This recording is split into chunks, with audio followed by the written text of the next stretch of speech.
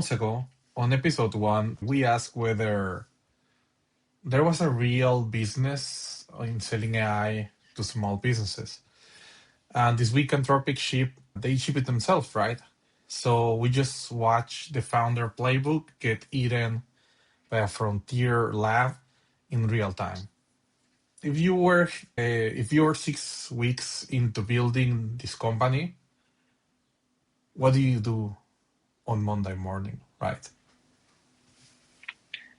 Human in the Loop is a weekly podcast where two builders cut through the noise of the AI hype cycle and talk about what actually matters. I'm Matt Wozniak, a serial builder and a relentless executor. I come from the lens of what works and what doesn't. And I'm Oscar Gallo, an AI engineer and entrepreneur. I live in the intersection of engineering and business. So let's start with our first segment, which is signal or noise. So we're going to start with a very big news, which is that Anthropic ships Claude for small businesses.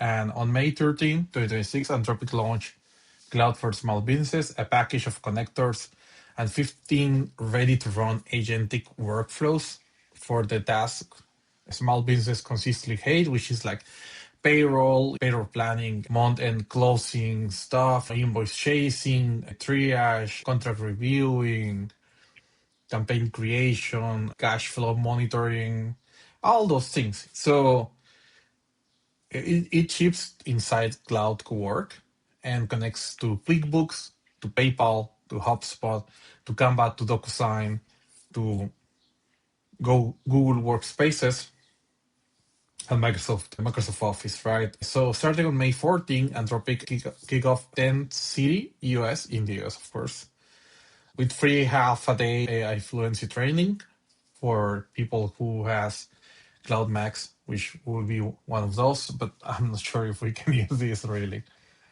So this is interesting. When we were talking about it very early, we make the case that small businesses need AI.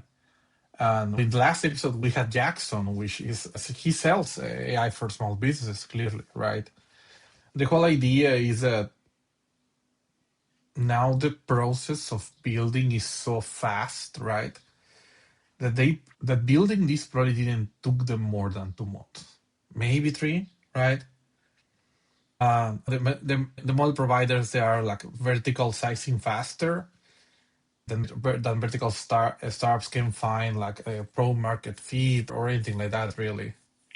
So I don't know. This is like super interesting.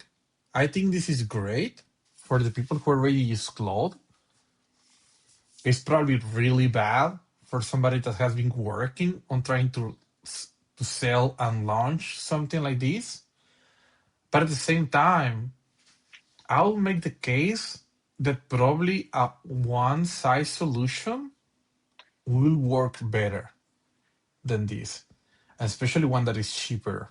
Because again, if we will need to pay in that process beside our cloud, right? If we're going to pay QuickBooks, PayPal, HubSpot, Canva, DocuSign, it's so many like subscriptions just to be able to properly use this is for sure a better idea just to try to build that specific product, but with the things included, right? With all those things included, like where you can have inside the software a proper document signing platform, right? Where you can have something that looks like Canva, feels like Canva, something that works like HubSpot or feels like HubSpot. Because otherwise you will need just to make 1,000 things, right? So many subscriptions, so many steps. I think the idea is great because they are expecting the small business to go into cloud. But I think it's complicated situation. What do you think, Matt? We've pretty much seen this coming, right? Anthropic and OpenAI, they've just been budging small like AI startups out since they existed, right? That's their whole motto. If they can't recreate what someone else made, they buy them out. So this is obviously like a natural next step. I do think it's a very unique set of like platforms that it's working for, like QuickBooks, PayPal, HubSpot, Canva, DocuSign. It's like I can't name a lot of businesses that use that exact stack for their tools. And yeah, I think you said this, right? Like it's better to have a unique solution for your personal tech stack, right? And that's steps are what is your tech stack? And then we start building a plan for how can we integrate that exactly for you in a seamless way. If you're going to be trying to use Claude's out of the box in here, and this is probably why they're doing the in-person like learning day, is because they're basically going to tell you, hey, you're going to have to transfer all your stuff to PayPal. You're going to have to transfer all your stuff to DocuSign. You're going to have to start using Canva instead of Figma or whatever else you might be using. And they give you the free Claude subscription, which is like a dealer trying to give you a free hit of something nice, right? And then, Mhm. yeah, so I could see this coming. I'm sure they'll find success with it. But the thing is, they're shipping a feature, right? They're not shipping distribution. So if you've already got a solution and you've already got clients and you've already built like custom solutions for your clients and they've been paying you for a while, they'll be hard sold to swap to Claude from something you've already built for them and they're already using. You'd have to get to somebody before Claude does at this point, if this is the solution that you're selling, I think. That's a great point. I feel like the biggest issue with this is the learning curve. And like you say, this is why they're giving this in-person one type of situations, because they know they need to show them how to properly connect and how to use this. And to be fair, I think that even the marketing is incorrect, okay? I know a lot of businesses use QuickBooks, okay? Lots of them. But how many small businesses use QuickBooks? Let's be real. QuickBooks is probably super overkill for a small business. I think this is not really cloud for small businesses, but rather cloud for medium-sized businesses, right? That they're already paying for all the subscriptions and you just complement a lot of the processes with cloud. But this is not for small businesses. This is not. Like I know zero businesses, okay? Zero, where they pay QuickBooks, PayPal, HubSpot, Canva, DocuSign, and Google Workspaces. And some people will say, oh no, like everybody needs that. My lawyer, okay, this is my lawyer. She has a Gmail account. Even when she owns a domain and the whole thing, she doesn't pay workspaces. Okay? You will think that's insane. That happens more than you think. Because again, we're talking about small businesses, right? So I think the marketing, it's like a stretch a little bit. I completely believe this signal, okay? I completely believe this signal because I'm sure that there will be a lot of businesses that they will actually use this and they will like it. But this is people who are already in the cloud ecosystem and they have a medium-sized business and they want to make their processes faster. That's what it is, really. But I will not recommend this for any type of small business. Do not get all those subscriptions if you just want to use this. Just look for something else. That's a reality. Yeah, I also wonder if there's some type of upsell strategy that they plan on doing once they get someone in there in person and they say, hey, here's your free cloud student if you want. Here's my card. If you want to reach out to us, we can have an engineer embed themselves in your workspace for however much a month or however much an hour and see how many people take them up on that. I don't know if that's the case, but either way, this would probably be a good networking event if you're in one of these 10 cities. You should probably go check it out. I would check it out if I was in one of I'm those sure. cities. I'm sure there will be people trying to sell that part of showing them how to use it to people that are not from Anthropic trying to do this. So yeah, Hmm. What were the cities again? Let's see, I just had it up somewhere. Cities. I don't remember, but Cities. I imagine it's like the main Chicago. cities in America: Yeah, San Chicago, Francisco, Tulsa. LA, New York, something like that. Chicago, Tulsa, Dallas, Hamilton Township, Baton Rouge, Birmingham, Salt Lake City, Baltimore, San Jose, and Indianapolis. So if you're in one of those cities, you should check it out. See if you can go to it and call in, send us an email, tell us what it was like. Yeah, let us know what it is. Let us know. We're curious about it. Okay, next story, we're getting into some pretty fun stuff. Thinking Machines Lab unveils interaction models. So what happened on May 11th? Mira Murati's Thinking Machines Lab released a research preview of interaction models, a native multimodal architecture for real-time human-AI collaboration. Their first model, TML Interaction Small, is a 276 billion parameter MOE, trained from scratch for continuous interaction in 200 millisecond micro chunks. Audio, video, text streams run in parallel. A lightweight foreground model stays in live dialogue, while a separate background model handles heavy reasoning and tool calls. The reported time to first response is 0.4 seconds versus the ChatGPT real-time 2.0 at 1.18 seconds. So I'm someone who literally never uses voice to text or Claude or GPT voice to like back to me. Well, I'm usually around people. I'm never alone when I'm coding, and it just seems kind of cringe to be sitting there talking to your computer like when you're out in public, or if I'm with my wife or kids or whoever. It's not something I really do. But I know a lot of people who do interact with it that way, and they claim to like it. There's even that one guy who like married his model, right? He married his ChatGPT or something goofy like that. So now you can I talk don't to know it if it's faster. You people, can but talk to it in near real time, which is I do, even though I don't use it, I do think it's signal because it is a step towards like being able to interact with it more quickly and like more intuitively, maybe. What's that test? The Turing test, right? Like how long until one of these voice bots can pass a Turing test if you're sitting there talking to it? I like to think I would always be able to tell, but you can't even prove that I'm human. So it's interesting that they're working on this.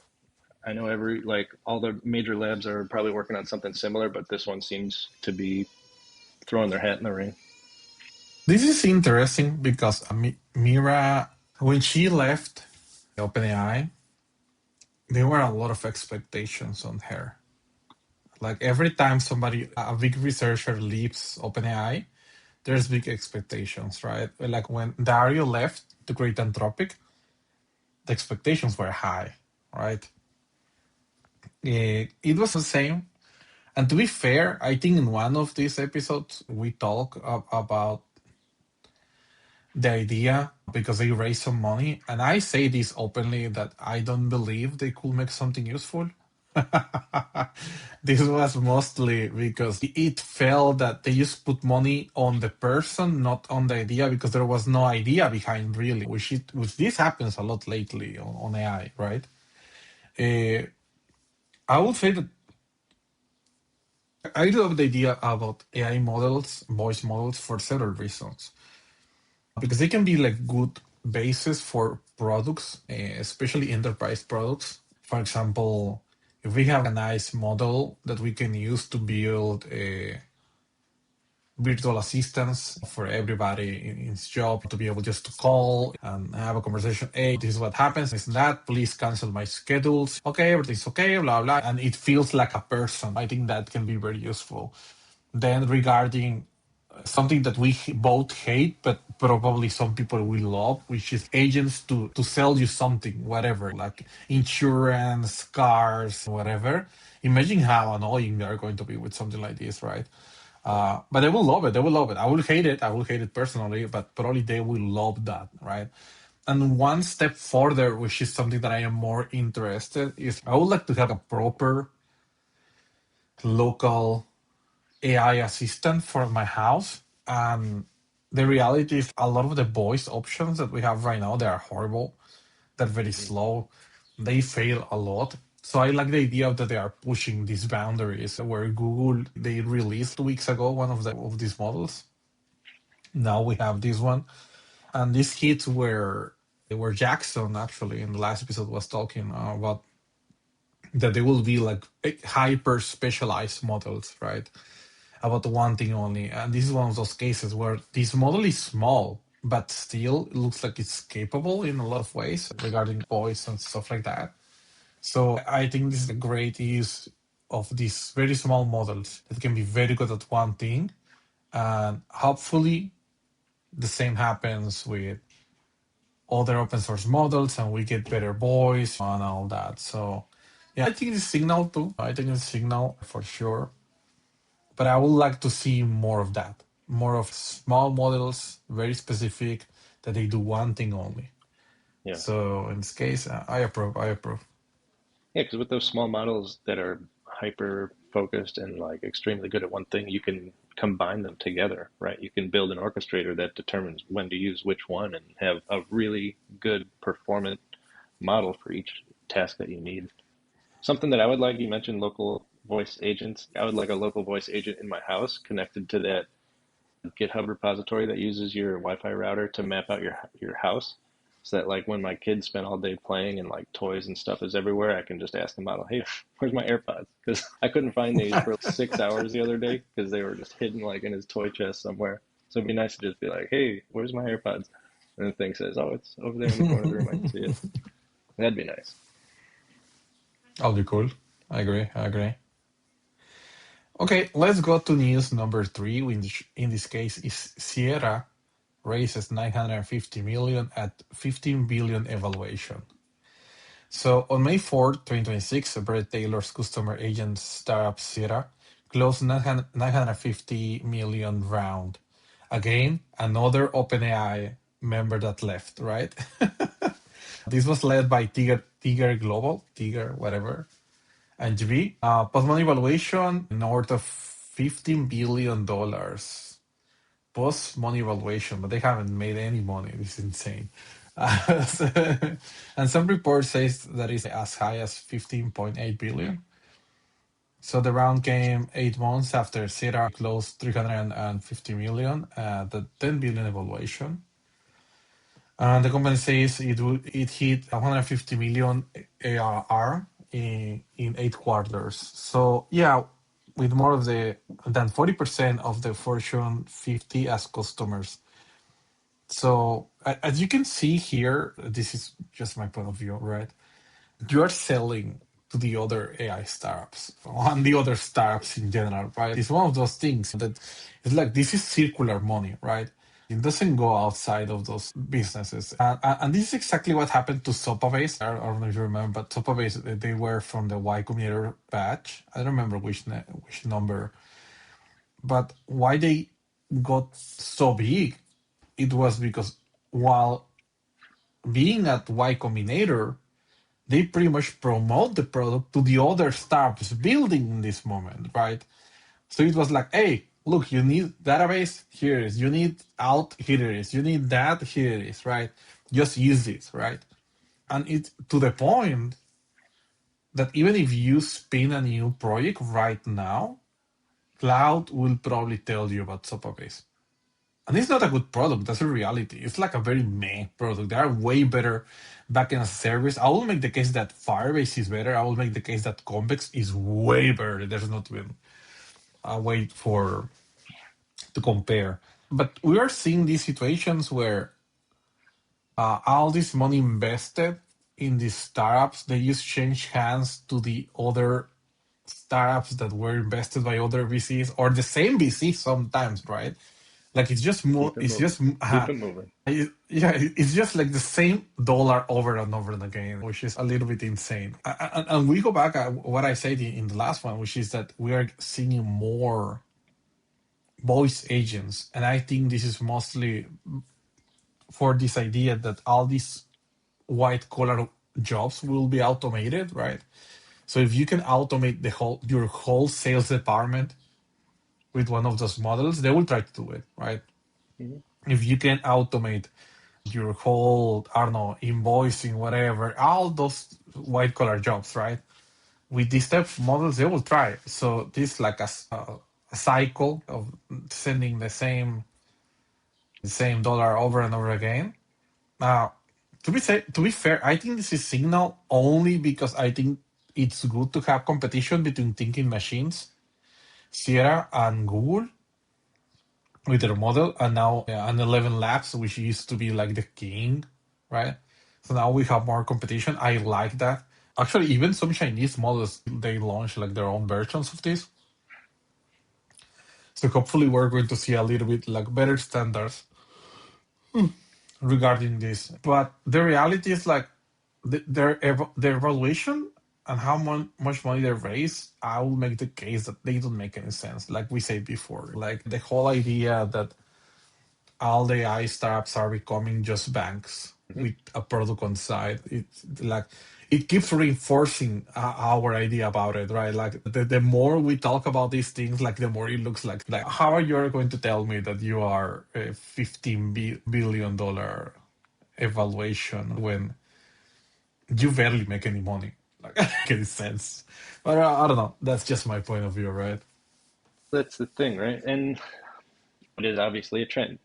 All these people, they worked at OpenAI, they worked at Anthropic, they left, they started a new thing, and boom, they get $15 billion.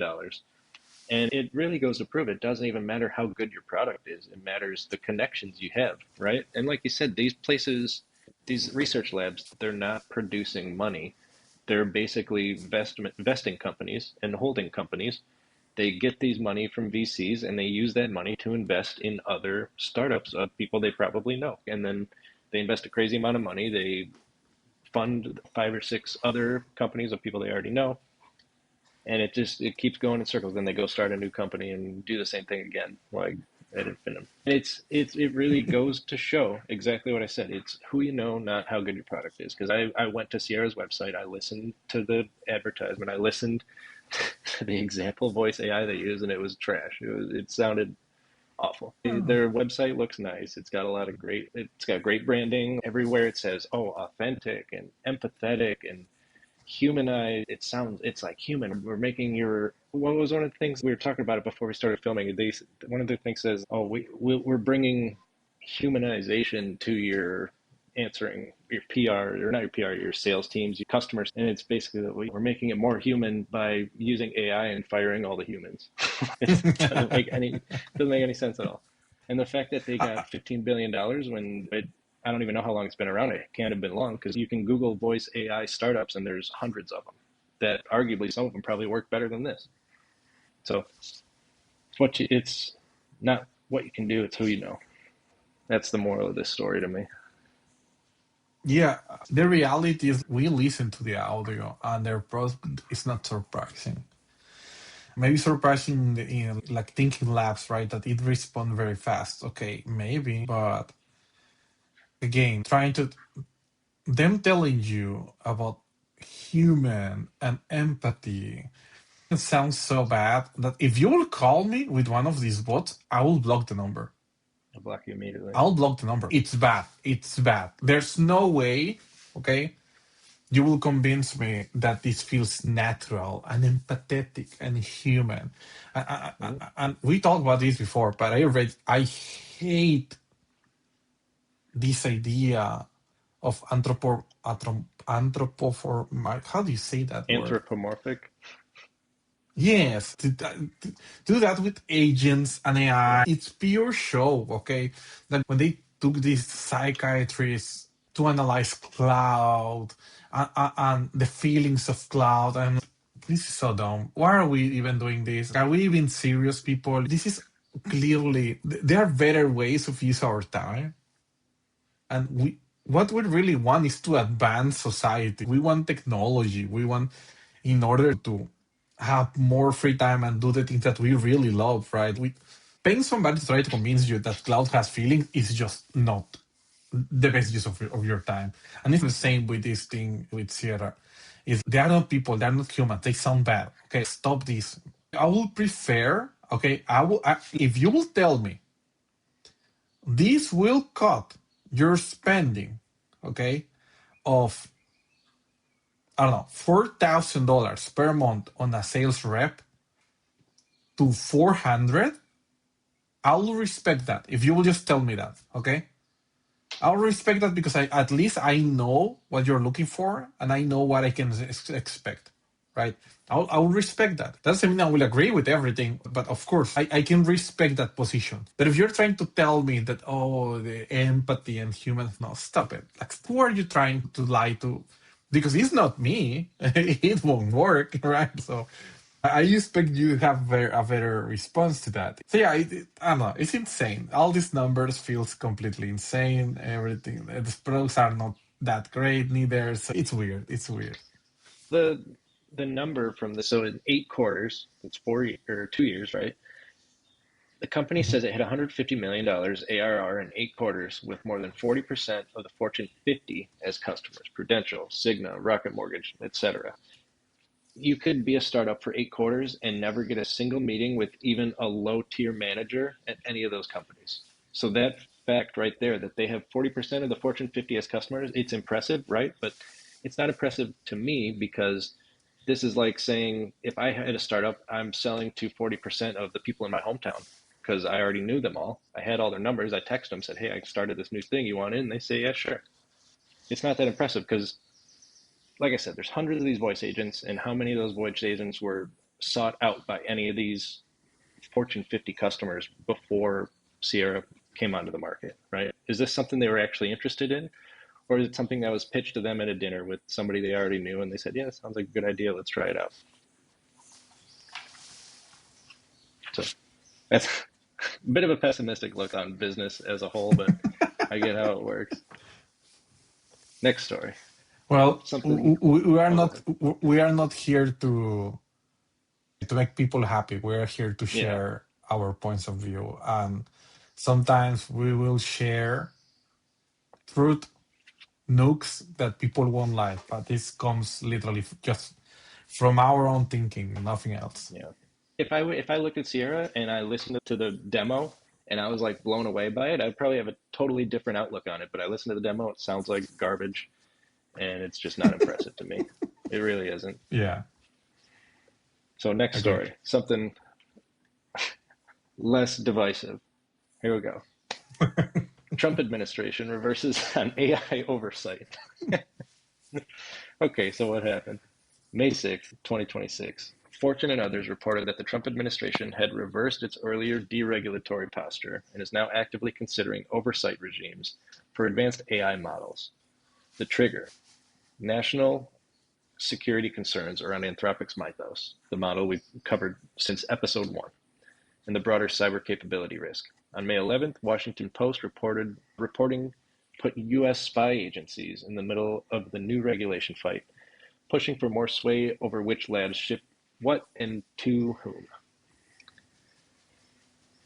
Back in February, um, there was this whole battle back and forth. Like the U.S. government wanted to contract Anthropic to use their models, right, in for the Department of Defense, the Department of War, and Dario basically shut him down and said no, right?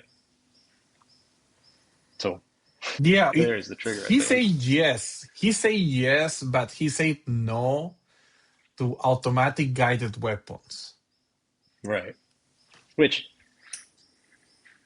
it's going to happen, right? Obviously, whether or not this was a change of heart in the administration or they're backpedaling on what they originally said they were going to do, it seems more like a business negotiation tactic than an actual, I think this is the best thing we should do because it's the best thing for the world, right? It seems more, what can we do to further our cause, right? What can we do to further our goals? And if it's apply pressure in places that might cause our negotiating partner to sway in our favor, then let's do it, right? Yeah, this is an interesting point because after all this drama, Anthropic they posted something in their blog saying that this is why it's so important to keep control of AI and all these things because, yeah, we were able to get here before the Chinese models. But what will happen next time? This type of Mm-hmm. fear mongering type of thing. And I don't agree at all with this, with the point of view of Dario and in general with Anthropic. I strongly believe that their model is not special. And we already saw how OpenAI 5.5 was better actually at that, Hmm. and an open But model, right, that you can use today, right, versus Mythos, to the point that they freak out so much and they improve Mythos a little bit to say that they are the kings again, because they were not expecting OpenAI to just go ahead of them, right? They were not expecting this. But it's something that we talk about it in the episode before, and I said this will only be a few months of Anthropic being on top, and then another lab will come and they will take that place. Because this is what happens always. I don't know what Anthropic's thinking that, oh, we have the only model can do this. No, that never happens. So, of hmm. course, for me, it made a lot of sense that when ChatGPT 5.5 came out and they're like, look, we're even better at cybersecurity, right? But let's be real. I think a lot of this fear mongering, it's incorrect, okay? You can make the case that these models are better than humans. And I will say that probably not, but they have more time, okay? Because what they do is just a loop, okay? It's literally a Ralph loop, okay? Going over and over and over and over, day and night, just testing ideas, okay? Non-stop, 24 hours, okay? So of course, eventually they're going to find something, right? Because this is just about pure math. This is about statistics, right? If you keep doing that for non-stop 24 hours, testing all the problems that a software can have, eventually you're going to have a security issue, you're going to find it, and you're going to be able to exploit it, right? This is something that we, even us, can do right now. If we just run an instance of a Hermes agent, right? Give like a very good coding model and just say, this is your goal, don't stop, right? Until you can get me an issue that you found, an important security issue, and just throw it a loop. It goes, try the first thing, it didn't work, kill it again, and just over and over and over and over and over and over again, right? So I don't know. That fear feels misplaced from my point of view. At the same time, I can understand why the Trump administration came back a little bit and said, maybe we need to control this. And this is mostly because China has complete control about every business that is built right there. And I would prefer that no government has power over AI. None. That's just my most libertarian point of view, that I dislike the idea about government possessing AI models that we cannot use. I hate the idea completely. Yep. But giving them complete freedom, it probably won't work either, right? So we are in this complicated process where governments are intervening, but sadly, in none of those cases, the output is going to be good. Neither in the Chinese, neither in the American, doesn't Yeah. matter. Whoever gets involved in this as government or even the European Union, we as people lose every Yep. single time. Every Every time. single time. It doesn't matter what they say that they're going to do, they will always use it for something evil and wrong. Yeah. So I don't know. I am between the fence here, because the reality is like I get it why they want the control, but I don't want to give them control. You know what I mean? So when you were talking just now, like this, like idea just sparked in my head, right? And I'm interested in your take on this. So we know, I don't know everybody on Trump's AI like executive chair, like Mark Zuckerberg, Larry Ellis, and Jensen, the NVIDIA guy, right? I don't know who else. But if this oversight does go into effect, right? Like you said, the people lose anytime government gets involved in anything, especially something like this. It goes from being open, like open, free, like freewheeling engineering, anybody can build anything they want, to now only things that are pre-approved by this oversight committee, right, can be openly released to the public. And that goes for, it's not in effect right now, but it's something it's the direction I assume they're going, right? That goes for Anthropic, it goes for OpenAI, it goes for another third one that I just thought of. It goes for these open source models that we've been saying could overtake the market, right? And If that is the case, like that would actually be a win for Anthropic, OpenAI, Gemini, all these already established labs, right? Because it like kneecaps the potential open source opposition, right? It totally hinders their potential competition that we've been saying could potentially overtake them in the next 12 to 18 months if this goes into effect. You think that's a possibility? I think it's the opposite. Let me explain. Yes, Okay. let me explain. Because we know that the Chinese government has control over this business too. But their only focus of the Chinese government in this moment is to make a model better than the American ones. That's the focus, being better. Okay? But the problem is if the American administration is going to decide what is released and what we can get, I think China will do the opposite. They will say, Mhm. here, take it. Take these models, take all these models, take all these for audio, for video, everything. Take everything. Look, everything is here, is at your discretion.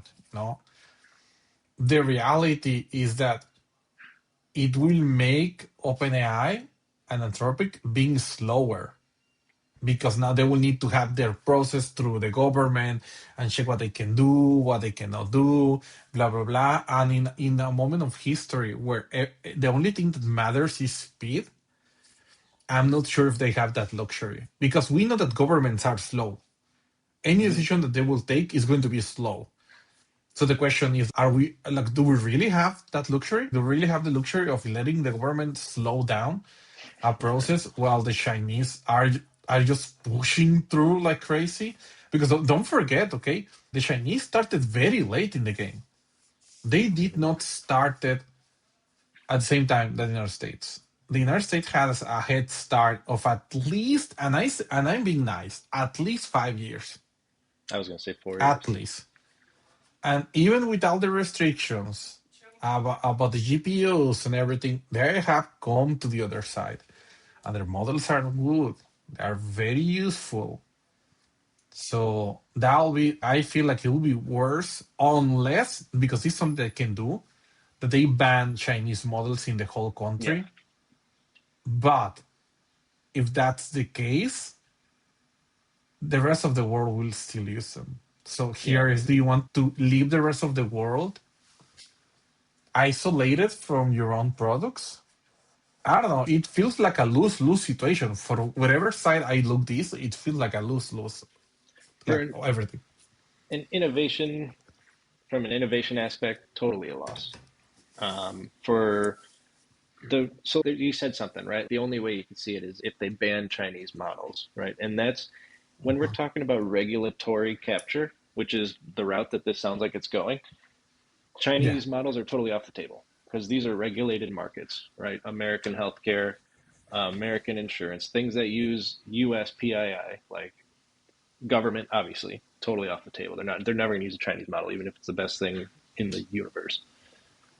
This is the way that I see it. If the goal is to, I want my research lab to make the most money. Who's the biggest customer? Uncle Sam. He got the most money Yeah, to spend, for sure. and that's it.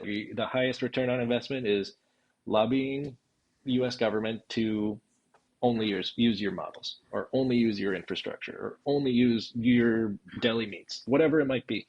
That's like the number one potential customer in the world. So Chinese models are off the table, even if they're totally open source, even if they're the best thing that's ever been made. So that's kind of why I see, yeah, maybe you're right. Like the open source model could still be a Chinese winner because it won't be hindered by U.S. regulatory capture and U.S. government oversight. So potentially, yeah, the open source model is still on the table then.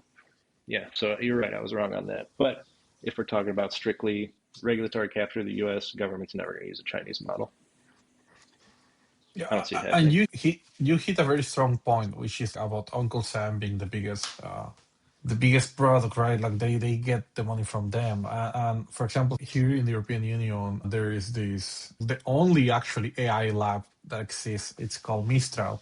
They suck. It's a horrible product. It is way worse than the Chinese models, more expensive, and they don't perform better at all on anything, really. Even their best models are still way far behind of every Chinese model. But guess who paid for this? The You. European Union.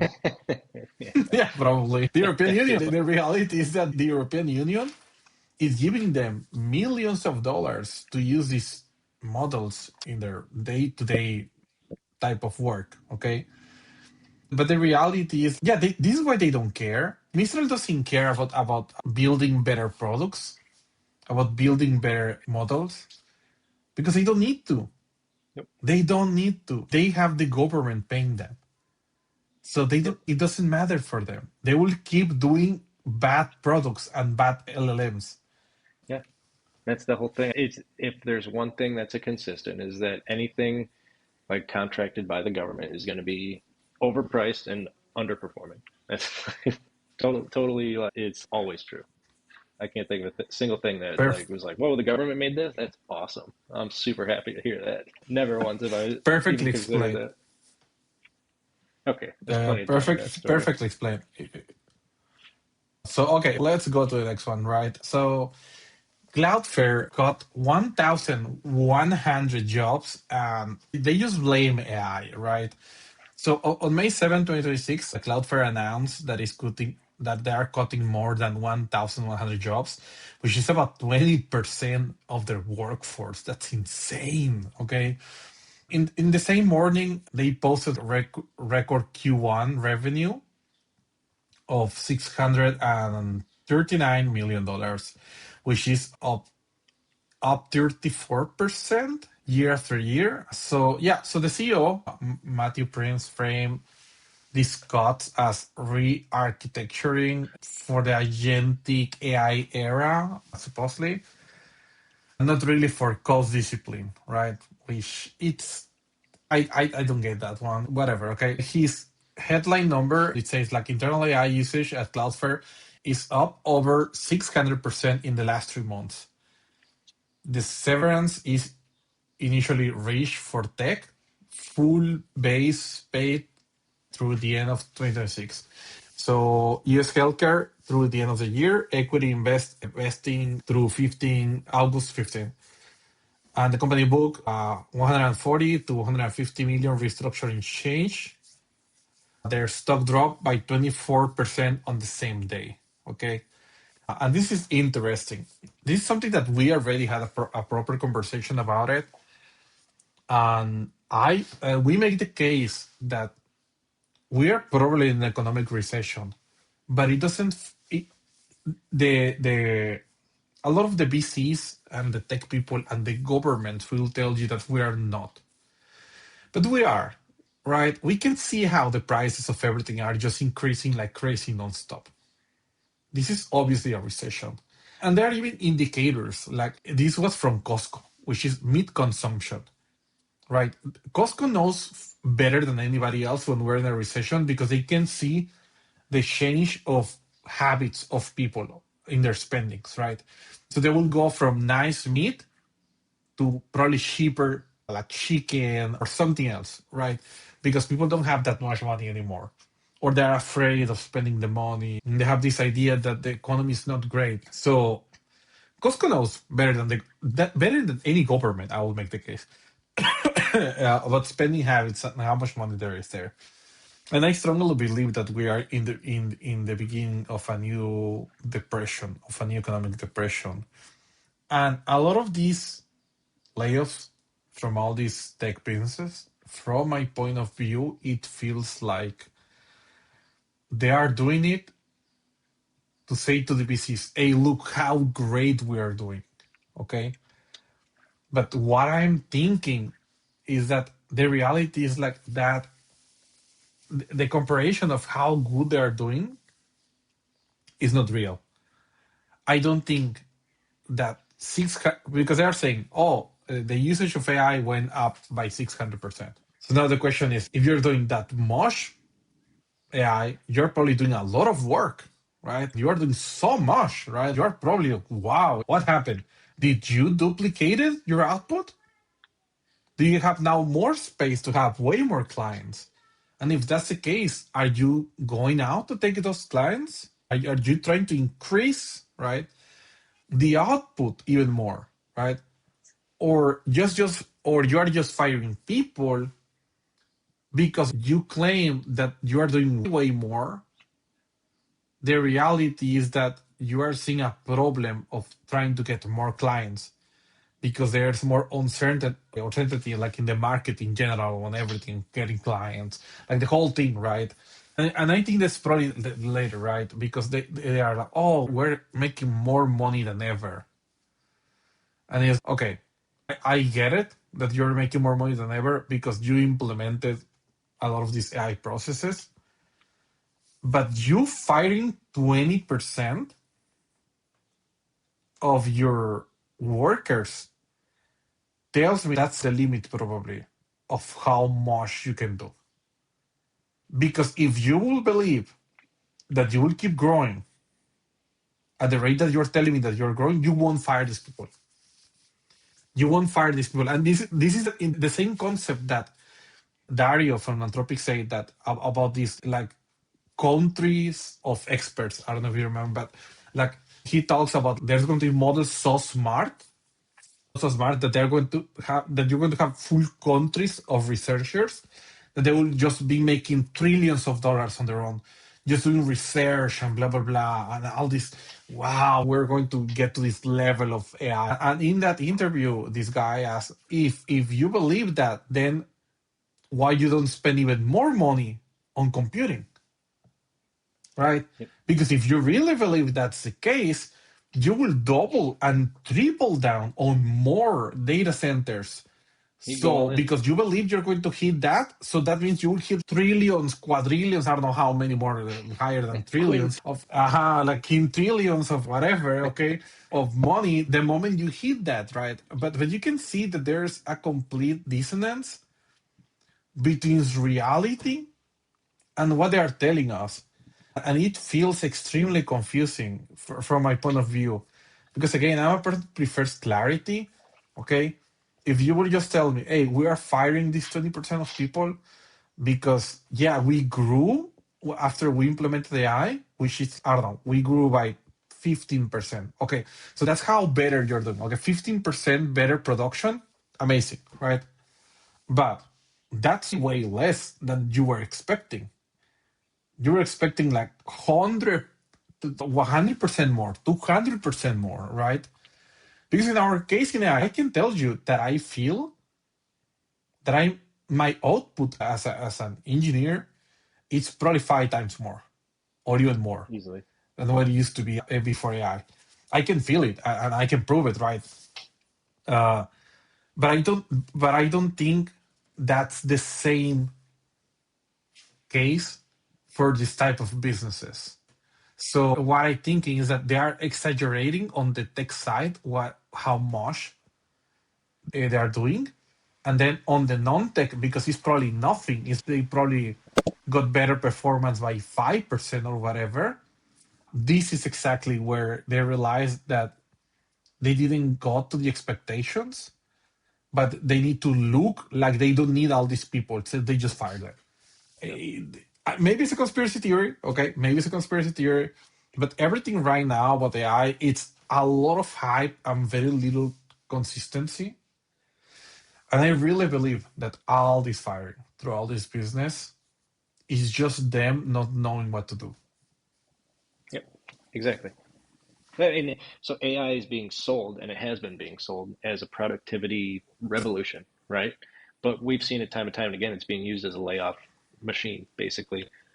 And I'm totally on board with you. If your engineers are tell me the metrics on your sales teams. Tell me the metrics on your management teams. Tell me the metrics on the people whose job it is to bring in more food for these engineers to eat. And by that, work for them to do, right? If they're producing, you need to have better vision, right? Vision comes from leadership. Leadership gives you the vision. Here's the direction we want to go. They disperse it to the teams, whether it's the sales teams, the payroll teams, the engineering teams, the design teams. It's a top-down change, right? And from what we're seeing, it's a bottom-up sacrifice, and it is a sacrifice. Because the important thing about this is that the bonus that they give to the end of the year, you're getting your regulars, we're firing you now, you're laid off as of May, you're paid to the end of the year, you get your health insurance to the end of the year, and you get your vested RSUs or whatever it is, like your stock options till the end of the year. And that says a lot, right? It says, hey, our engineering department is producing way faster, but we don't plan on taking on any more work than we have right now, at least until the end of the year. And that's, like you said, if they really believed in like this is a productivity revolution, they instead of firing 20% of their company, they would be hiring more people on their sales teams. They would be hiring, maybe even considering like replacing the people at the leadership who can't keep up with this type of change, right? Because typically people who are in manager roles, director roles, chief, like whatever roles, this AI revolution's happened at the same time for everybody, right? So if you're 10 years in the field, you're 20 years in the field, even if you're just getting out of college, you're technically 4 years in the industry, right? Learning about it, using it, immersing yourself in it. So somebody fresh out of college could have more experience in this new revolutionized industry than a director of technology, than a CTO at one of these giant companies. This, I got a lot of feelings about this one, and I'm totally on board with. They're not being more productive. They're using it to shed payroll numbers, and in my opinion, that's the wrong way to go. I I have a feeling a lot of these companies they say like Cloudflare, they even said another thing, right? They're restructuring for the AI era. But really, all I hear is we don't know how to sell in this new world, and we're firing people, and we're gonna go stagnant, right? Yeah, I agree with your point. Like this is confusing signals, right? Because if you think about it, is yeah, we're super productive and we're making more money, but we're firing 20% of our people. But at the same time, we're giving huge bonuses to the CEOs, right? Which is I get it, right? Give huge bonuses. I don't give shit, whatever, okay. But let's be real in that process. If you're telling me that you're more productive, that you need less people, right? Does that mean are you increase salaries now if you're making more money than ever to the people making 10 times more? Or could it be that the reality is you are just trying to make the numbers looks nice for the next round, right? Which is probably the case, right? You are just making the numbers looks nice for the next round because that's the only thing that you really care about, right? So you're expecting to fire 20% of your people at the same time that you had record breaking money and said, look, we only need 80% of the people. So give us the next round so we can even make more. Yeah. I mean, it's probably not the case. I don't know. I feel like the market is clearly going bad really fast, but they're trying to gaslight us into believing that's not the case. Yep. And I'm not buying it. I'm not buying it. I don't buy it for 1 second. Even if you look at the article, right? They literally gave the number. We're spending 140, 150 million dollars in the next fiscal year paying off these people that we just let go, right? $1 million to fire 20% of your staff instead of, and think about this with me, right? This might be a crazy concept. Spend $150 million to hire people that'll generate more work for you, right? Because you already have these people that are ready to work. They're more productive. They're more powerful than ever. It's just, oh, we got no work for them. So get more, right? It is, And that's a great point because if you're telling me that you prefer to spend $150 million to fire these people, that's probably because it's cheaper. Okay, so yep, then you are lying about the productivity gains, right? yep. Because if you would prefer to give that much money, not to have them around, okay, you're probably lying about it. This is just my opinion, but that's how I feel about it. There's concepts of a short-term loss for a long-term gain, right? Which this could be, right? They're spending $150 million now, so they don't have to pay 1,100 people salaries for, they don't plan on making money, the next 10 years or so?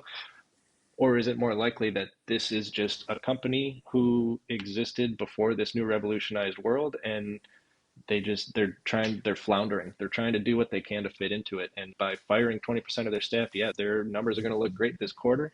Their numbers are going to look great by the end of this fiscal year. But what are they going to do next year? They can't keep firing 20% of their staff every fiscal year. Or maybe they can. There's a reason their stock went down, because they're trying to these mixed signals, right? That we're okay, but we're firing people. Yeah. They are clearly not okay.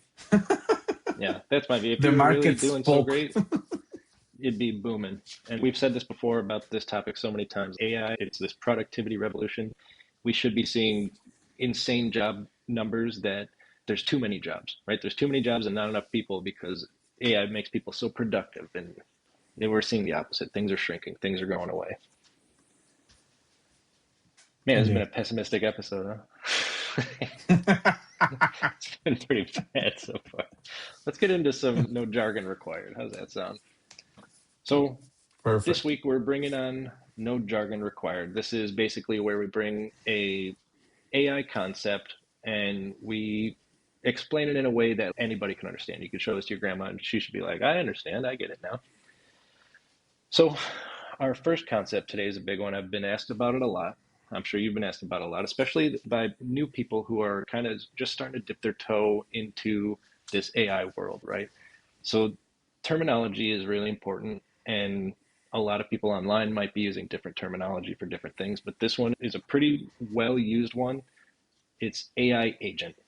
It's the word every vendor is going to use. Everybody uses it. Some of them might even be using it wrong. So what is it? An AI agent, a real AI agent, is basically software that decides what to do next on its own without any input. You give it a goal and it goes. It picks up its own tools. It figures out the way to get to that goal. It figures out, what order it needs to do things, how it needs to be done, and it makes sure that it meets the goal that you want, and it reports back to you when it's done or when it's stuck. That's it. That's the definition. So 3 things that people call an agent that aren't really agents. A chatbot with a button that calls one API. That's just a chatbot with a button. It doesn't produce a goal unless your goal is, I want you to tell me something. Chatting around. Yeah, I just want to chat, but it's not an agent. It's just a chatbot. That's already something that exists. Another thing is a workflow that uses an LLM in the middle. It's not an agent. That's like Zapier with extra steps. It's a workflow that it's basically predefined. It says, I'm going to do this, and then I'll feed it to an LLM, get it back, and then I'll do this, and then I'll get it, and then I'll do that and get the result. It's going to be the same process every time. It's just a workflow with extra steps. Number 3, it's a co-pilot that suggests a next action and waits for you to approve it. That's a co-pilot. It's not an AI agent. An agent gets things done. It doesn't ask for permission. It reports back when it is done or stuck. That's the most important thing. So if a human is in the loop on every step, it's not an agent. It's an assistant or a co-pilot. Both are useful. Both have their place in time, right? But they're not the same thing at all. So when do you want an agent, right? So I would say you buy an agent when the workflow is high volume, the outcome is measurable, and you can afford to let it fail 5 to 10% of the time without a human review. When do you want a co-pilot? A co-pilot like Claude Code, Cursor, I think even Gemini can do some. I know Grok can do a little bit. You want that when the work is high stakes per unit, but you need a human at every interval. You need a human. You don't want it to run autonomously for too long. And you want to approve everything. You want to make sure it's not going off the rails within 3 minutes of sending it on a task. So that would be like a co-pilot, and there's plenty of those you can get. When do you want to build your own agent?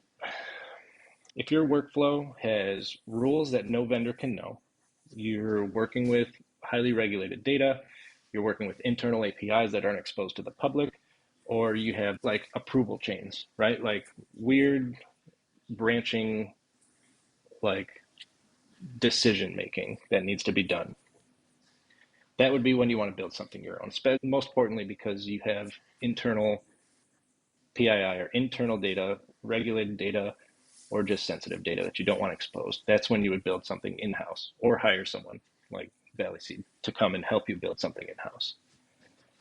When should you wait on even looking into an agent? So if your team is kind of just building the plane as they fly, you like every single action is like a fire alarm, like a fire drill, right? Oh my God, we got a new client. What do we do? They want like a slide deck. They want this. They want that. We got to get them on a call. We got to plan. That's when you're not really in a position for an agent. You have to have a well-structured workflow. You have to have regularly expected inputs and outputs. And you have to be able to describe in a few sentences what a win looks like for you and your team, right? And mostly it has to be measurable. Is this outcome from a scale of 0 to 100? How happy are we with this outcome? If you can't say that, you're just saying, no, we're happy we got money. We're unhappy that we didn't get money. It's not a good place for an AI agent. And so if a vendor reaches out to you saying, hey, we got this new AI agent, this thing is like so awesome, and you say, okay, tell me in one sentence what it does on its own. Tell me exactly what it does when it executes, and they can't do that, hang up on them. They're not selling an agent. What do you think, Oscar? Yeah, I agree. One of the funny things is that most enterprise AI agents, they are just copilots. And the funny thing about this is that Microsoft, which is well known for having the worst naming in human history, right? They were the only ones that they call Copilot. You know what I mean? That's funny. Maybe because they just put Copilot on everything, so I imagine that it was eventually it was going to Yeah. happen. But they were the only one using names correctly. And one funny thing is that OpenAI used that name incorrectly because their agents platform is just automation. It's just make.com. It's just N8N, right? It's not really agents. It's literally an automation platform. It's a workflow. Okay. That's what it is. So it's, yeah, this is why it's so confusing for a lot of people, is because everybody keeps redefining what an agent is because it sounds pretty nice. It sounds super cool. When you say, oh, I have an AI agent, and it's, no, you have a chat box. You have a chat, and you can have conversations, and you can give it files. That's a chat. Okay. Yep. And there's nothing wrong with just having a chat. Okay. But don't try to oversell or overstep your skills by trying to sell something that you don't have, which we have seen this so many times, right? And even about the story that Jackson actually talked about one of these big four that they sold a chat, a literal chat for $500,000, right? To some business without rack systems, nothing, just a chat, right? And it's okay. A chatbot is not smart. It's not great. It's just conversational. What are you doing? Why? It's clearly not an agent. So I don't know. It feels weird, but yeah, that's the real definition about what an AI agent is, and the difference with non-AI agents. Yeah. And, what you said is important, right? A lot of people are going to be trying to reach out to you saying, I got this new agent. It's so cool. And chances are they don't have an agent. They're selling something that they can't even explain themselves. And on the flip side, if you've talked to a lot of vendors and they do sell agentic solutions, but they say that your data, your infrastructure isn't set up for agentic solutions, they might be telling the truth because there is a lot of setup that has to be done in order for your infrastructure and your data and your company to be ready for AI, like AI ready. Multiple clients where we go in and we say, holy cow, this is like, we got a lot of work to do. You're going to need a bigger boat. You know what I mean? But once the work is done, it is difficult work. It is time consuming work. And it's weeks, sometimes months worth of work, depending on how big your org is, depending on how tribal the knowledge is shared. But it can be done anywhere. And I feel like we've proved that time and time again, and we would be happy to add more to the backlog. But for example, a couple of our agentic tools, you want to talk about these? Clarify and Iterus? This is something that we're working on right now. It's pretty much like the context of AI agents of a project manager plus developer, right? And the whole idea is that these agents, they are actual agents. They are, you will just point to the list of tasks, right? They will just go through all of them non-stop. And they won't stop until it's done, or they cannot make that task. And one of the funny things is, like, for example, if we have 20 tasks, right?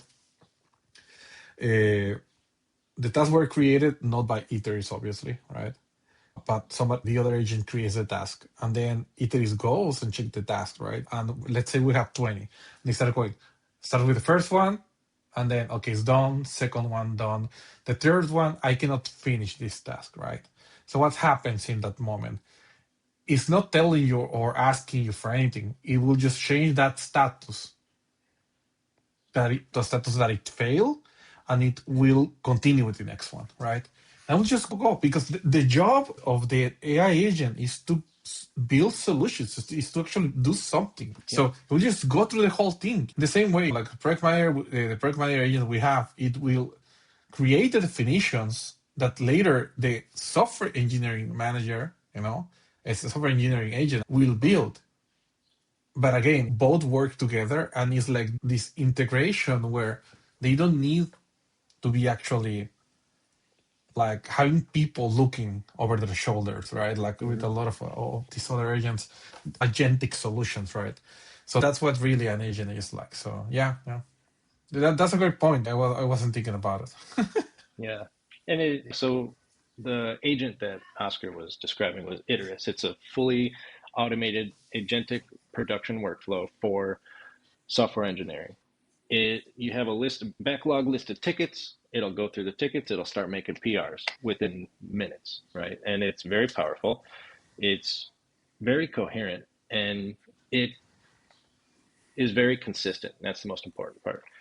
The sister tool, Clarify, is basically a product owner agent where you can sit here, have a discussion about a tool you want to build, a repository you want to make changes to, like a new feature you want to add to an existing structure. And all this Clarify agent does is takes that meeting transcript, generates Jira style engineering ready tickets. So when we do implement these for clients, right, it's basically a full workflow, meeting to PR, like farm to table fresh. You know what I mean? These do work very well together, these two agents, because of the way that they communicate with each other. There's no direct communication. There's no tunneling. There's no SSHing to communicate with each other. They literally both have access to the same like task board, whether it's Jira, Azure, GitHub directly. They communicate with ticket statuses, right? So when Clarify creates these tickets, it generates a competence score. And if it's a high enough confidence score, it puts it right into engineer ready. And if it doesn't have enough information to create a ticket with a high enough confidence level, puts it into a different status saying, hey, there's not enough information. You guys didn't talk this through enough for us to flesh out like a working product. And this mirrors exactly how real engineering teams work, right? And if Iterus, the software engineering agent, is working on something, gets to a point where it says, hey, wait a minute, there's some ambiguity here. It'll put it back into another ticket status that says needs clarification, which Clarify will pick it up, go through the transcript again, say, is there enough context here? Can I figure out who said what to figure out how to clarify this ambiguity? If it can't, it sends a request directly to the person who would have the most context. Because through the transcript, it can see who said what, who asked what, who determined what. It would put a ticket right into a status that says, hey, we need Jessica to answer this question because she started going down the road for what she wanted, but she didn't get all the way there.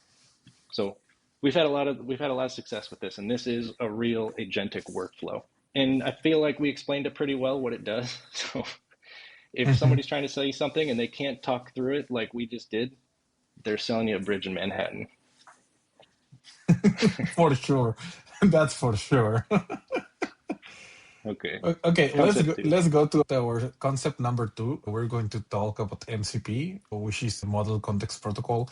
I'm sure you have seen these all over the place on YouTube videos, on people talking about it nonstop on LinkedIn, X, or Twitter, however we call it now. So if I had to explain this in plain English, MCP is like the USB-C port for AI. Okay, so before the MCP, like every AI tool needed like some type of custom adapter to talk to every system you use. For example, Salesforce, your database, your file storage, right? One tool, one custom integration, multiply by 50 tools and 5 AI vendors. You have an integration mess, right? So MCP turns that mess into a single shape. You build one connector per tool, and every compliant AI model can use it. Anthropic created this in November 2024. OpenAI adopted this standard by March 2025. And by March 2026, there were more than 10,000 public MCP servers in the wild. So in December 2025, Anthropic donated the MCP standard to the Linux Foundation, which is the most expensive way for a company to say, this is a standard now. So when a vendor says, we plug AI into our tools, ask, do you ship an MCP server or do you write a custom integration that breaks every time the AI changes? So the decision framework on this is invest now if connecting your most used internal systems via MCP is important, if the work compounds, and every new AI tool you adopt this year will speak to it. Okay. In the case of buying these, maybe I would say that only if you need a custom MCP integration, sure, right? Which I'll make the case that is the same as build your own, really, in this situation. So build your own for any system that holds your unique data. This is the mode, okay?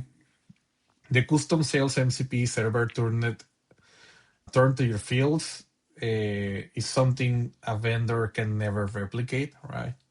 So what if your tools are already, that if they already have a first party AI feature that needs your Notion, maybe AI inside Notion, or maybe if the connected layer like matters when you want to bring it outside AI, right? And I'll say that ignore anything about MCPs. If some vendor tells you, or I integrates with Slack, but I cannot tell you whether it's an MCP server, a webhook, a screen scraping hack, because there are a lot of those. Okay, I'm just warning you now. If you're surprised how many AI integrations is just taking screenshots and extracting the text, don't fall for that. So look, I had this point of view that MCP was going to be dead. I'm not going to lie to you. It's one of those ideas that I had that I was completely wrong. And some people will tell you that MCPs are under hype infrastructure shift. Some people will tell you that this is overhype because everybody's, oh my God, these MCPs are amazing. But if you're a CTO and your team hasn't stood up an internal MCP server just to test something, I think you should, just for fun.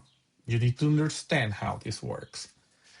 Uh, so yeah, that's the easiest way to put it. Before MCP, we had all these cables with all these horrible connections that we needed to change to be able to connect to the right one. And this doesn't happen anymore, but I do had one of these cables that they had 10 connections at the end, something like that. But I don't know if you remember these old ones. They had like USB-C. Don't know. What is the name of this one for the iPhone, the old The iPhones? It's not Thunderbolt. lightning charger. Lightning. I got one So right it here. was USB. See? Yeah, exactly. For That's what this. it is. Okay. Like, Before oh, it was like that, okay, where we need all these weird cables and all that. yeah. And MCP is just like the new standard, which is USB-C compatible, and that's it. That's all you need to do. That's really what MCP is. So, what do you think, Matt? I think the decision framework you laid out is great, but I would even take the analogy a different direction, right? So USB-C is it's a good analogy, right? One size fits all. But the analogy I would probably try to use is think about it like some of my son's toys. He's probably saw me looking around. I was looking to see if I could grab one of my son's toys really quick. He's got toys that are battery operated, right? So I would almost consider an MCP to be like the battery port, right? So if this battery port for this toy takes AA batteries, it'll work with any AA battery, Duracell, Energizer, no name brands. You put them in, and it's more about the contract between the battery and the toy than it is just the shape. Because the USB-C plugs into anything with the USB-C port, but the way I kind of see it is like there's one USB and there's a lot of ports. The contract is always you just plug it in, it charges it, right? I would say the difference in my analogy is the different types of batteries, right? So like a Duracell versus an Energizer versus a no-name brand, that would be like Chat GPT, Claude, Gemini. Like if your MCP is set up correctly, you can swap out the model like mid-flight, and that's we like at Valley Seed. When we work with clients, we make sure they're unreliable. If Claude goes down, you don't want your product to go down. If Claude and ChatGPT go down, you don't want your product to go down. You need like a backup, right? So I would even relate it to a battery backup where the main source of power goes out, you got a backup. So you're still in action, right? If the backup goes out, you got a generator. So you're still in action. And Mm-hmm. I would kind of relate an MCP to that almost. And so if you've been in the industry for a while and you remember when things kind of swapped from SOAP calls to REST calls, I would kind of relate it to that because at first, like this new thing, REST came out and everyone's still using SOAP contracts. And they're like, well, everyone's using SOAP, but now a couple people are using REST. But in like 2012, it was like, oh, I don't know, do we stick with SOAP? Do we stick with REST? Some places started like, and one of my first jobs in software industry had worked at a place where we had to handle both SOAP and REST. It was awful, but that was the world. You want your tools to work with MCP the way that you wanted your tools to work with REST in 2012. Like now we're in 2026, you want everything to work with MCP. You want that model context protocol. And that's going to be very important going forward. That restful analogy is actually perfectly on point because I am old enough to work with SOAP, and it was horrible because the SOAP standard from C Sharp, from .NET, and the SOAP standard from Java, it's actually not the same, and they will break between each other. Yep. This SOAP was so bad that every business had their own flavor of this, Mm-hmm. and it will just break. You will try to communicate with some endpoint, and it will like, no, this is different because this is this version from this language, so you need this thing in the middle that Yep. translate from this standard to the other. It was hell. So It of was, course, when RESTful came out and it was like this is the standard, now you get JSON stop. It was like, was oh bad. my god, finally. I get, I still have nightmares from my very first job ever. I was the junior dev right out of college. Literally my only job was here's a backlog of SOAP endpoints that broke when unmarshaling. Start going through them and building a converter that'll fix it for each of these clients. And I was just like, I started smoking because of that job. It was awful. I hated it. It was like the worst thing ever.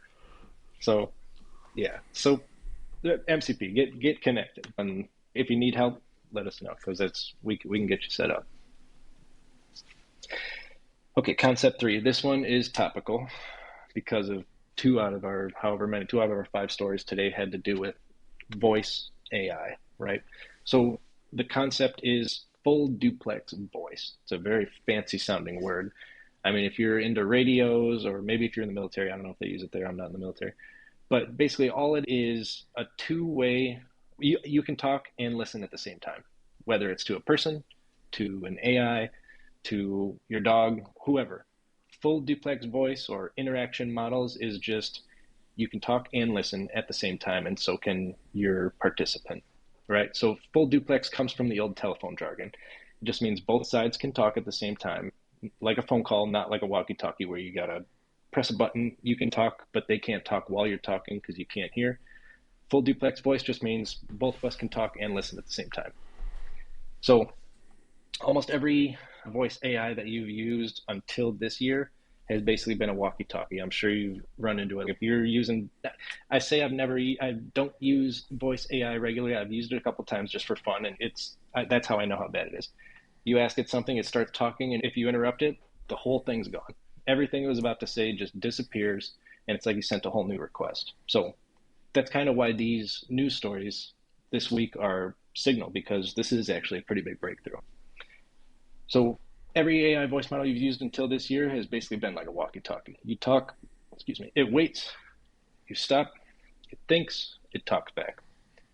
That delay is often a few seconds, which is an eternity when it comes to technology standards.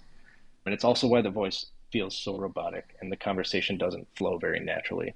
And like I said, if you talk over it, it either interrupts you and it's wrong, or the entire conversation, it just loses the immersion. Full duplex voice listens and talks at the same time. So it can react when you start to interrupt. It can back channel. It can listen while you're finishing your sentence and it's formulating its response, right? It can change what it's saying based on your tone 3 seconds in. And that number matters. Time to first response is what makes it feel more human-like, even though I hate that saying of AI voice sounds human-like. But it's more, I guess, the vibe of talking to it feels more human-like, because you don't ask it something and then you sit there and then see the thing bubble up and it's okay, I'm ready to talk now. It's you talk, it responds. You listen or you talk and it's listening while it's responding. It's milliseconds between participants, and that's what makes it feel less robotic. I'm not going to say it feels human, but it feels less robotic. So is this something you really want to invest in? If you're building any type of customer service or customer facing voice product like support, sales, healthcare triage, even though that's like a horrific nightmare for me. I don't want to be laying in a bed talking to an empathetic AI voice telling me that I'm dying, right? That would be the worst thing ever. But if you're working in like a voice-based product that's customer facing, you might want to invest in this, because it's going to keep getting better. Whether or not you invest in the ones created by the OpenAI people, like the 40% of the Fortune 50, or you find one that's been around for a while and is more of a smaller startup, it's up to you. But it might be worth investing in, depending on how much it can increase your overall product. And do you want to wait on this? I would wait on swapping your existing voice stack until these new labs, like the Thinking Machines or even a competitor, ships a production SLA with a published price per minute. Because right now it's kind of nebulous. They're saying like, yeah, we're like a $15 billion company. We're building this really awesome voice thing, but I listened to the demo. It doesn't sound great. And I didn't see any like very like rigid pricing anywhere on their website. I didn't look very long. So it might be there and I just didn't see it. But I wouldn't trust them to run your call center right now, at least. When do you want to buy or build this? If these $15 billion companies are building something and it's really not that great, it's probably out of your budget and expertise, because this is a pretty new thing. So building it doesn't seem like a very functional route to go at this point. But in the future, if they release maybe their stack is released and they say, here, you can have it, you can implement it on your own, or you can build on top of it, that might be a route you want to go, where you can build on the base that they've already built. But that's not the point that we're at right now. So your engineering team of 3 or 4 people, they're not going to beat a $15 billion lab working on this. You can build it right now. But yeah, ignore it. If some vendor calls you and says, hey, we're fully duplex, what you want to ask them is, what's your time to first response? If they can't answer that number, hang up on them. They're selling you snake oil. That number is the most important thing right now, and we know that the baseline is 0.4 seconds, right? Or what was it, 40 milliseconds or something? Yeah. 0.4 seconds. And the other baseline was 1.15 seconds with ChatGPT. So if they're selling you a fully duplex agent, That's the number one question you want to ask. What's your time to first response? If they don't give you an exact number, they're not worth the rest of the phone call. Agree. I will say that this year has been the year of voice because the Chinese models they are releasing their own. They are not full duplex, that's the reality, but they're getting better, right? But this is three businesses that they release full duplex in this year alone. To be fair, Google doesn't name it that way. They have a different naming. That happens a lot, right? Having different names for the same things. But the reality is like it changed. And this is great because again, like I don't think anybody wants to have a call with a robot that sounds like a robot. It feels weird. It feels weird. I'll prefer that I don't realize that it's a robot as long as it's useful. Yeah. Because the moment I get like weird robotic voices, I'm like, nah, I'm not going through this. I'm not going through this. I'm sorry, but I'm not. So yeah, this is a change for sure. I think this is actually good for us. Horrible if we're going to start getting robocalls, but I think I already get so many. It's aggravating. yeah, and super bad. That's the thing. At least now they are going to be believable. So yeah, okay, that's interesting. We've mentioned this before, right? How it would be a great product that it's like an AI voice thing. I don't even think we said it was AI voice, but we said it would be like an AI product that you tell it someone you want to talk to and it gets a person on the phone. It goes through all the robotic, all the phone options, like how to get to a person on a phone. This might even be a great use case for it. If we can get one of these base models that's like cheap or even free to use, and we try to implement some type of solution that it uses this robotic voice to get through the robotic voice company you're trying to contact side and gets to a person. That would be a good product. That'd be something worth doing, I think. That will be cool, probably. Okay. So let's jump on our closing, which is the unpopular opinion, since we have been already more than an hour and a half. This is going to be the longest podcast, I think. Maybe the with Jackson was longer, but damn, this has been some time. I think it was only 76 Uh, minutes. I remember when I was adding it to the website, I think it was 76 minutes. well, the second longest. So okay, so this is my unpopular opinion. Okay, Anthropic just turned every AI consultant into a cloud reseller, right? This bring AI into small and medium-sized businesses. Gold Rush that we debated on episode 1 had a 90-day shelf life, around 90 days. By Q3, the model providers will own the workflow layer to every regulated or semi-regulated vertical, and the only mode left is local distribution. This is something that we can see already, which is that every city has now a cloud group where there's one person, usually behind a business, okay, where they give this cloud for this, cloud for that, like all these talks and all that they are registered as a community in Anthropic. But the real thing is trying they're trying to sell you something, which is that they are experts in that. And in that process, of course, they're getting clients for themselves, right? Which is respectable. You need to do what you need to do. But this is what happened really here. Now every Anthropic developer or a business that uses Anthropic, they are now a reseller officially, because those people that they're going to use cloud for small and medium-sized business, they will have issues, and somebody will need to help them, and for sure it won't be Anthropic. Yeah. I was going to say that exact thing. Like, they're not going to. That's the thing. We've talked with clients, right? And they're like, oh, we could just use this big service that's like a big established service. And we're always like, yeah, you can, but you're going to have to change everything about how you work to fit into their mold, right? And that's our number one goal is we want to make it seamless for you. We want to see how you do your work, and we want to make sure that we augment that. We don't want you to change what you're doing. We just want to make you better at it. We want to make it faster and more efficient and make it so you're spending less time on it. That's our goal, and it brings us a lot of joy to do. It's a great engineering feat, in my opinion. Indeed. So it's a great unpopular opinion, and I think I would say we were like half, because like I think, and I don't remember exactly, but I think in our episode 1, our takeaway was you got to be the first to one of these verticals to get Claude to buy you, right? We knew that Claude was like going to overtake the market, but we missed the mark in that thinking Claude was going to continue buying things as opposed to just drown everyone out, right? Here's my unpopular opinion. If your engineers are 6x more productive using AI, the headline that's coming out should be how you're 6xing your sales pipeline to keep them fit. Somehow a 10x developer became a license to -9 your payroll, when really it should be a mandate to go find 10x the work. This Cloudflare story, they claim they're restructuring for the agentic era, but they really are just admitting that their leadership ran out of ideas before their engineers ran out of capacity. When execution gets cheap, vision at the top is what becomes the bottleneck.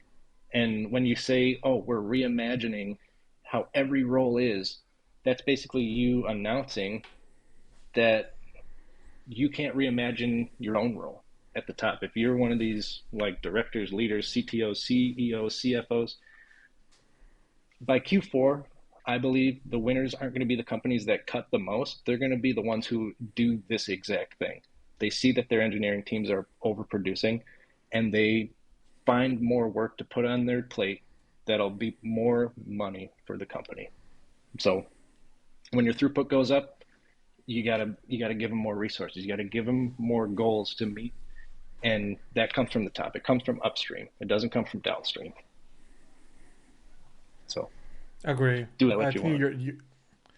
I think you're on point on that one. If the work is not the bottleneck anymore, then the bottleneck is the people in charge of the whole team of sales, the CFO, like all these people that they are supposed to bring these clients into the business. Yeah. So that's a great point. Some people won't like it, but I agree with you. Yeah, and engineering teams, there's always a bottleneck, right? Whether it's pull requests or production issues or planning or how to document things, there's always a bottleneck. But at this point, the bottleneck has exited the engineering teams.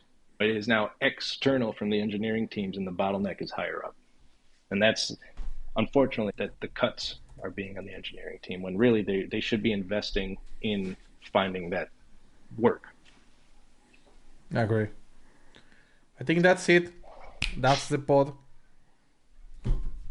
Yeah. See you in the Thanks for next watching. episode. See ya.